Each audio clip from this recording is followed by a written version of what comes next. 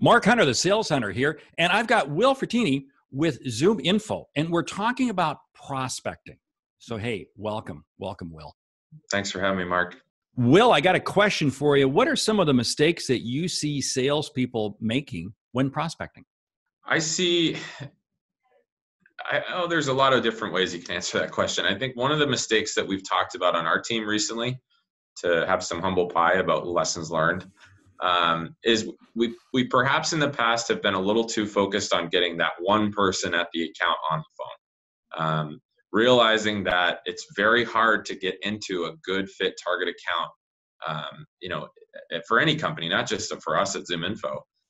But our reps are most successful when we use the saying, when they break the door down, pick the lock, sneak in through the window, get in through the sliding door, whatever means necessary. And that's not meant in the spirit of forcibly entering a target account. It's more so along the lines of, sometimes you need to engage someone who's on a lower level. Sometimes you need to engage someone that's in a different job function than you traditionally would leverage. Sometimes it's important to just gain information about the organization from someone who's more willing to talk to you than your buyer might be right now. And so what we found is in the past that sometimes people were so razor focused on only getting access to that one person that may or may not buy from them in the future, they forgot to have a couple extra conversations that maybe would have saved them time of not pursuing that account for right now, or giving them that piece of critical intel that would make that first 12-second conversation with the buyer that much more relevant to them.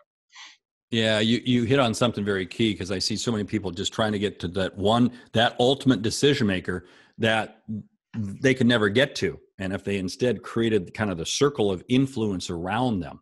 Yeah. Now, your product, your tool, ZoomInfo, allows people to get this type of information. Share with me, how have you seen your customers use ZoomInfo to create that circle of influence around the decision maker? Yeah, no, and again, our customers are really getting creative with how they get into an organization. There's so much competition these days with what they have to offer, and customers offer so many different solutions. It's crazy to see how many different competitors offer similar offerings.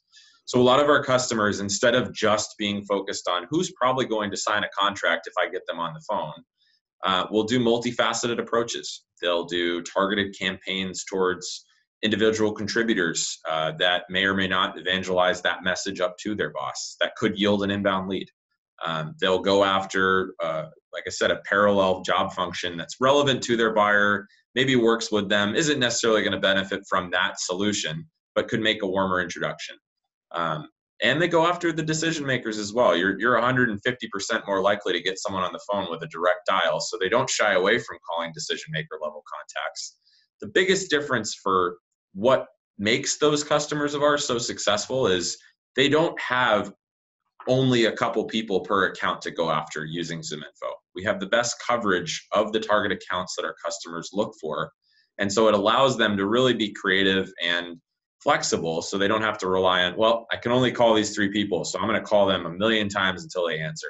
It allows them to experiment and see what works. And we've got so many great success stories of folks that just continue to generate absurd amounts of pipeline through those different methods.